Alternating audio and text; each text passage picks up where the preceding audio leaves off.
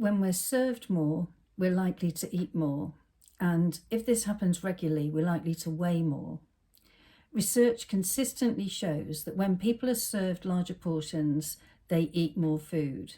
This is known as the portion size effect. But what if the size of meals that you've got used to isn't what your body needs? If your portion sizes are too big, it may not just be that your weight stays higher, but you might also experience symptoms like heartburn or sluggishness, because well-being and health isn't purely about what you eat, it's also importantly about how much you eat. Portion size matters, whether that's home-cooked food that you're portioning yourself, or whether it's pre-portioned foods from a supermarket, or whether you're eating out at a restaurant or getting a takeaway. In this video, I'm going to be focusing on eating out because that's where we have perhaps least control of our portion sizes. In this video, I'm going to explain why diets can backfire with restricted portion sizes. When somebody tells you the number of calories or grams that you're allowed to eat, that can put you under a lot of pressure, which may be unsustainable in the long run. I'll show you a non-diet alternative to adjusting your portion size so that you lose weight as your portion size aligns with what your body needs. Instead of a guide of how much you should eat, going on a journey of discovering what your body needs and eating in tune with that can be a real joy as you reap multiple health and well-being benefits. And I'll describe how this works in real life situations, specifically around how to use this knowledge when you're eating out in a restaurant or a cafe or a fast food joint. Psychologically speaking, when you restrict what you're eating, your brain smells a rat of self-deprivation and it won't like that, and it will very likely rebel. This is one of the mechanisms behind yo-yo dieting. You can only keep up the self-imposed deprivation for so long. Physiologically speaking, if you're on a diet and your portion sizes are too small compared with what you're used to, then your gut may be telling your brain you need to eat more, but that means that you'll become preoccupied with food and you'll be in more of a battle with your own body. On a calorie-restricted diet, you may have gone overnight from eating portions that are maybe much more than your body needs to eating ones that are very significantly smaller. And that sort of dramatic overnight change is a real challenge, both psychologically and physiologically. It means it's very hard to sustain. So a non-diet approach to losing weight is about retraining your appetite. Gradually, step by step, starting from where you are now, adjusting down the amount you eat. As a starting point, think about your current meal size. One indicator of whether your meal size is about right for your body is whether or not you feel hungry by the start of the next meal. If not, it's possible that each time you start a meal, you're still actually digesting food from the last meal, so your body never gets a rest. So what you're aiming for with appetite retraining in terms of portion size is discovering the amount that you need at this meal to allow you to get definitely hungry by the next meal. We're just talking about making manageable steps, so adjusting down in stages. You don't want to be pushing yourself to make a huge overnight change, but how would something like reducing the size of your regular meals by maybe a quarter sound? If that sounds like it's a bit of a challenge, but you could be okay with that, then maybe that's a good place to start. If that feels too much, then maybe just begin with reducing down by a few spoonfuls. You can either serve yourself this new portion size when you're eating at home, whether that's 3/4 of the usual size or just a few spoonfuls left, or you can serve the normal amount and then keep eating till just full and notice how much is still on your plate, and then maybe throw that away. that leads us on to the vexed question of food waste, which is covered in a different video. So this is about getting used to a new portion size.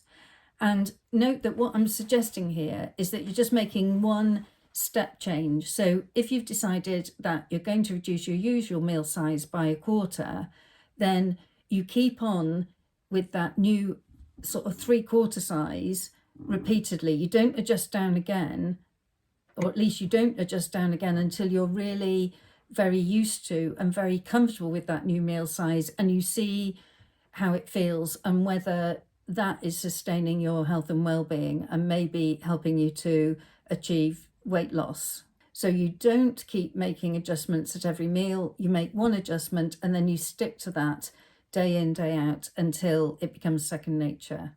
When Anouk did this, when she reduced her meal size by a quarter, after 30 years of dieting, yo-yoing up and down and feeling pretty miserable about it, the new 3/4 size was manageable, and she lost 12 pounds over the course of 6 months, and that weight stayed off. Whilst weight loss had been important to Anouk, what was more important was the overall effects. She said, "I don't feel like I'm dieting. Learning to trust myself was massive. I used not to trust myself around food, so this feels great."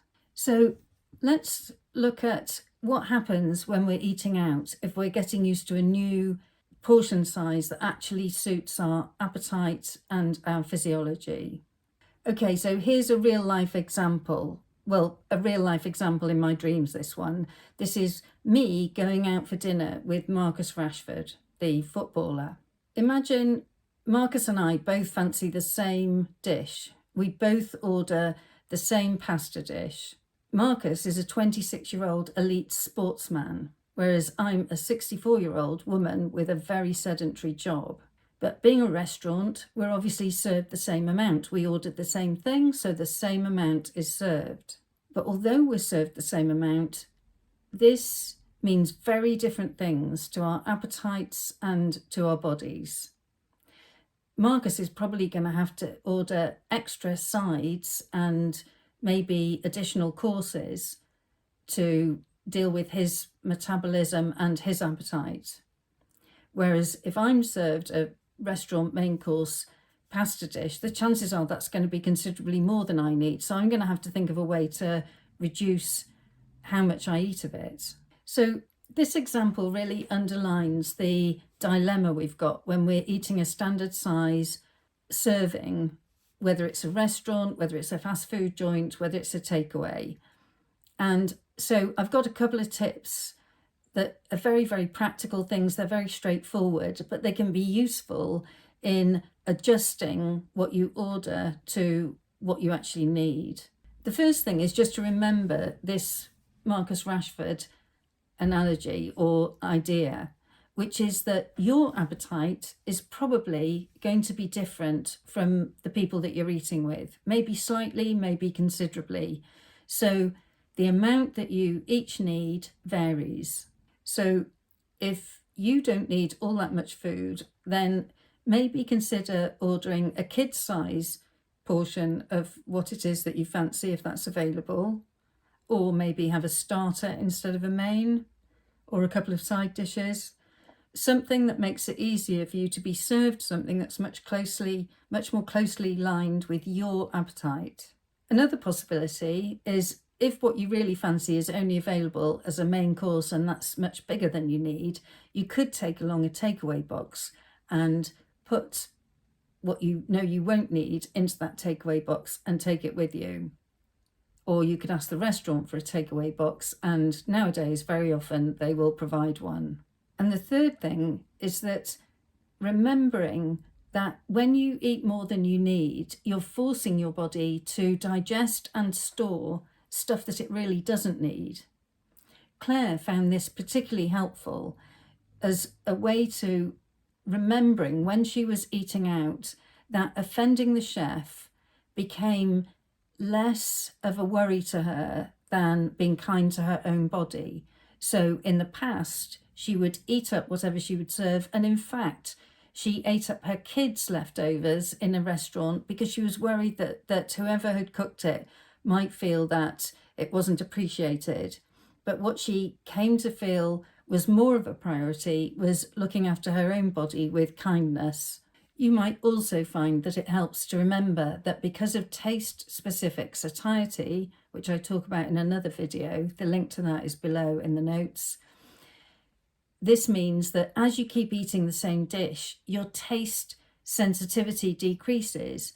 So even though the rest of the food in the portion might be very tempting, it won't be as tasty as the first part. So it's like a sense of diminishing returns as you keep eating. So that can be helpful in helping you to stop now, so that you may be missing out on the pleasure of the rest of the food, but it won't be as pleasurable as what you've already eaten because of the way that your taste sensitivity works. And also that if you stop eating now, then your next meal is going to taste more delicious because you'll be allowing yourself to get hungry by then, rather than eating more food now and then not being hungry by the next meal. So these ways of thinking can really help to eat, even when you're eating out and even when there are all those other considerations going on. It can really help you to adjust the amount that you eat to be more in line with your appetite, so that you can enjoy the health benefits of that and the weight loss benefits. In conclusion, understanding portion sizes and their effects on how we eat and on our overall health is really important. Remember, it's about finding the right balance for your unique body. Whether you're enjoying a meal with a sports legend or an old friend, the key is to understand how much your body needs and really enjoy that, however much the restaurant serves you. I hope this has been helpful. What I want you to remember is that nothing works for everybody.